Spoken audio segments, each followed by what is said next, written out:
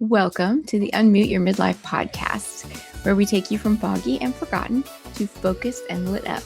I'm Joyce, your nurse turned midlife resurrection strategist and the cheerleader in your pocket, and I'm here to remind you your next season in life is your power era. Do you ever wake up feeling like your body has been hit by a Mack truck, even though you didn't do anything yesterday but exist? Do your knees pop while your back aches and your hips scream every time you get up from the couch? Well, if so, it's not in your head, and it's not just part of getting older. It could be something called Musculoskeletal Syndrome of Menopause. I know, it sounds like a mouthful. Today, we're going to break it all down. We're going to talk about what it is, why it happens, how to recognize the signs, and what you can actually do to stop the pain and start feeling strong again. First off, let's start with the basics. Musculoskeletal Syndrome of Menopause sounds like a mouthful, but it just means your bones, your joints, and your muscles are responding to the big hormonal shifts happening during perimenopause and menopause. That can look like random joint pain, muscle stiffness, especially in the morning, achy knees, hips, or back, less muscle strength, and an increased risk of injury doing really basic things like picking up the laundry basket. And guess who's the main character in all of these? Estrogen. Estrogen doesn't just regulate your cycle. It plays a huge role in keeping your bones strong and dense, reducing inflammation, supporting muscle strength and recovery, and lubricating your joints. I've said it many times, but estrogen is your master lubricator. It's what keeps everything moist and moving and smooth. Just think of the Tin Man from The Wizard of Oz and think that's what happens when you don't have estrogen. You got to have an oil can with you all the time. For me, I had a very rough wake-up call when this syndrome hit me. I was an athlete. I was competing. Now, I won't say I was winning, but I was competing in mountain bike races. I was having the time of my life. And then I started having trouble bouncing back from injuries. And I started getting injured more often. And then as you're trying to recover from injuries, runners can probably relate to this a lot too. You're trying to take it easy, but you're also trying to test things out to see, well, am I fixed yet? And there's that fine line, and now your injury is even worse. It was very frustrating. And then little simple things like I said, reaching down to get the basket of laundry and you pull something, or you're walking in from checking the mail and you trip on the concrete crack that's been there the whole time you've lived in your house. And now suddenly you've pulled something else. It's a vicious cycle. But I've got a checklist you can go over with yourself to see if maybe this might be what's going on in your own body. 1, do your joints ache more than they used to, especially in the morning or if you've been sitting too long? 2, do your muscles feel tight, sore, or just a little off? 3, have you noticed that your balance or your coordination seems a bit shakier compared to before? 4, are you losing strength even though you're staying active? And 5, do you just feel more fragile or nervous about hurting yourself? If you're nodding to more than 2 of these, listen up, because this is not just aging. This is your body telling you it needs a new level of care. So there is good news. You're not powerless. You don't need to just live with it. There are real proven things you can start doing today to feel stronger, more stable, and more like yourself again. Number 1, strength train, like it's a form of self-care. I know you've heard it before, but I'm going to say it again, and I'm going to say it louder for the woman in the back. You need muscle. Muscle mass naturally decreases with age, but menopause speeds it up. Less muscle equals more pain, less energy, and weaker bones. So you can start small. You can start with 2 to 3 days a week. You can use resistance band. You can do body weight exercises, or you can start with light weights and work your way up. You can focus on movements that mimic real life actions that you need to take, like squats and push-ups and lunges. Don't worry about getting bulky. You're building resilience. You're not building He-Man muscles. When I started back to the gym with a trainer, I'm trying to work my way up to 5 days a week, but I generally do 3 to 4. Every once in a while, I'll have a week where I get 5 days in. But that first month was miserable. Like, I thought, I'm crazy. What am I doing? But I invested money in it, so I wasn't going to quit. I was going to get my money's worth. And then by the end of the month, I was enjoying it. I was seeing actual results. I was feeling results. And so, of course, I renewed. Now I'm paid up through May. I forgot how much I enjoyed lifting weights. To me, it's really kind of amazing to see what the human body can do. Like if you give it the right fuel and the right activities, it's going to yield certain results. To me, it just amazes me to watch that transformation happen. That may not be your thing, and that's okay. But when I went back and I started doing strength training again with a trainer, it was really good for me to have a trainer because he pushed me to work a little harder to get a few extra reps in that I would have just said, oh, it's too hard. I don't want to do these today. There's one machine at the gym. I'm not going to say which one it is, but I hate that machine. And we don't use it every day, but we use it every week. And anytime we do it, I'm like, oh. And I try to like sneak the weight down a little bit, and he'll catch me and he'll say, what are you doing? We don't go backwards. And he'll move it back up, and then he'll help me. He'll like pull on the bar to help it go up a little. It's so funny. Like I just have like this, like a mental block about that machine. I need to make it my favorite machine and just conquer it. All that to say, it didn't take long for me to start seeing results, for me to start seeing, some definition in some of the muscles. Mind you, when you're not flexing, you don't look like a meathead or a muscle head. You just look normal, but you look toned, or you look healthy, you look lean. Lean, that's a good word. So I don't want any of you to be afraid that you're going to wind up looking like someone who's in a bodybuilding contest, or remember that cartoon He-Man and She-Ra? You're not going to look like She-Ra. You would have to take some serious steroids, eat a lot of protein, more than you could stand, and lift some really heavy weights to turn into She-Ra. So don't let that be something that scares you away from the weights. And don't let the men scare you away. In most situations, they're happy to have you there. They're happy to have athletes of every level there at the gym working out, because they know that this means health and wellness, and they're probably supportive of health and wellness. So don't let the people at the gym, the machines at the gym, the amount of weight intimidate you, okay? Because you are entitled to use all of that equipment just as much as those people are. And if you're not sure what you're doing, just get one of the trainers to show you. Some gyms let you have, a free session with one of the employees to show you how to set things up. Some of them will let you schedule some one-on-ones for a small fee. Check it out. Find out what their policy is. Just be honest with them. Say, this is my goal. This is where my knowledge deficit is. Help me get to my goal. Tell me what I need to know. And then don't be afraid to look stuff up on YouTube or ChatGPT to say, hey, if this is my goal and this is where I'm at, what are the steps in my journey? All right, the second thing you're going to do, you're going to start eating like you're fueling your comeback, because nutrition is your secret weapon. People who work out, they'll tell you abs are made in the kitchen. What we eat shows up on our outside. Well, we're not following an anti-inflammatory diet. We look really puffy. We look a little swollen. We can look a little pale. So for you, I want you to focus on protein. There's a specific formula, 1.2 to 1.8 grams per kilogram of body weight. But the easier thing to do is just shoot for 20 to 30 grams of protein at every meal. And when you have a snack, make sure you include protein in your snacks.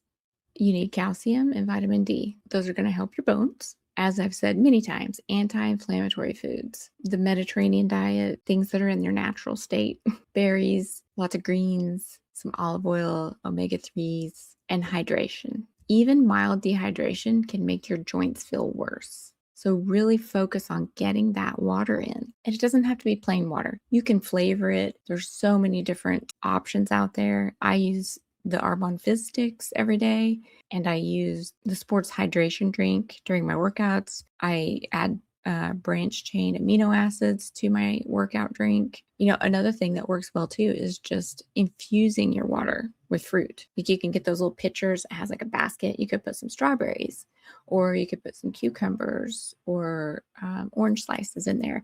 And what it does is it just infuses just a little bit of flavor into the water so that it's a little more interesting to drink. There's a brand out there called Hint, but if you don't want to spend $1 to $1.50 a bottle, you can make your own by infusing the water with some fruit or vegetables using one of those little basket bottles. Another thing, since we're talking about nutrition, you're going to have to cut back on the wine and the sugar because they're not helping you. There's no shame if you've used it, if you're going to use it, if you do it sometimes. I myself am a recovering, because you're never fully recovered, sugar hound. I went through a phase where if it had sugar, it was going inside this mouth. Cookies, candy, gum. I never really got into soda, but sweet tea, sun up to sundown. Little Debbie snacks. I think this was probably when my kids were like preschool and school age, because those were kind of the snacks that we had around for them. And I just was like, might as well eat it. That's what they're eating. I'm going to eat it too. And it kind of built this addiction to sugar. And so now I pay really close attention to how much sugar I take in, because I know, that sets a cascade off for me. That really flares up my inflammation and I get really bad heartburn. So sugar is a no-no for me. All right. The third thing is sleep, downtime.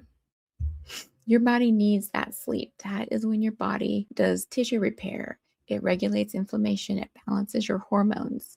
If you struggle to fall asleep or stay asleep, check out my free sleep guide. I'll leave a link to it in the show notes, packed with practical tips that actually work. And for some women, progesterone can help. There are some studies out now that progesterone can actually be really hard to tolerate for women who are neurodivergent or who have had a history of hormonal related depression or postpartum depression. So I'm not going to say progesterone is the answer for everyone, but if you don't have any of those previously mentioned issues and you're still struggling to sleep and you're not on progesterone, you're in menopause or perimenopause, you might talk to your provider about adding that low dose progesterone to see if it helps with your sleep. Some people swear by it. Other things you can do: keep your room 68 degrees or colder. Keep your room dark. Don't have night lights. Don't have light flooding in from the bathroom or the hallway. Only use your room for sleep and sex. Don't use it to work, to read, study. Turn your phone off 30 minutes before you're going to go to sleep. I say turn it off. Put it away. Get the screens away. The TV off, the phone off. Stop looking at those screens, because they actually inhibit the melatonin from releasing. There's a ton more tips in that sleep guide. All right, the fourth thing is talk to your provider. If you're really struggling with the pain and the fatigue and the weakness and it just feels relentless, check with your provider, because there are things they can do to check you out and see, is this more than the normal? Is there something besides just your hormones going on? Is there a true injury? DEXA scans can check your body for bone density.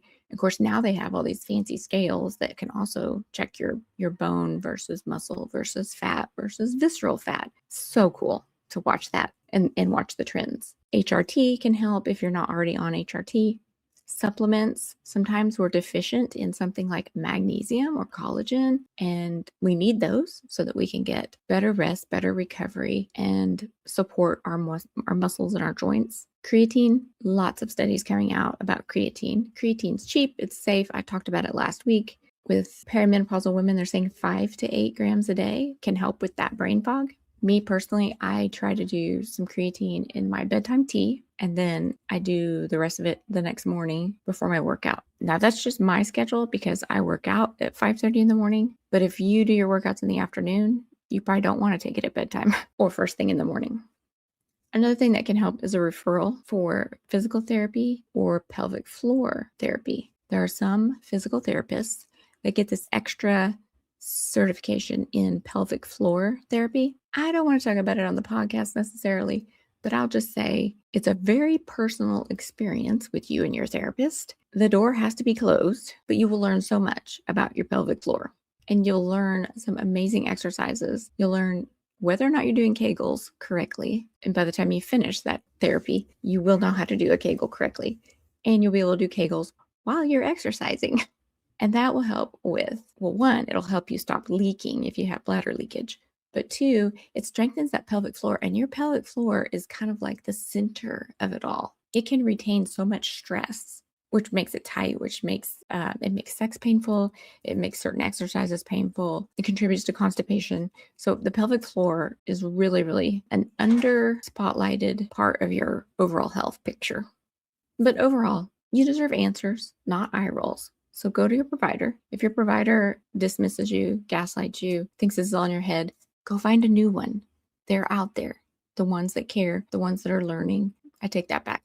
They all care. I have not met a doctor yet who doesn't actually care. It's just some of them that just don't know. Like they don't have the knowledge, or they haven't had the exposure to treating menopausal women yet in their career. And so they aren't completely up to date. And that's okay.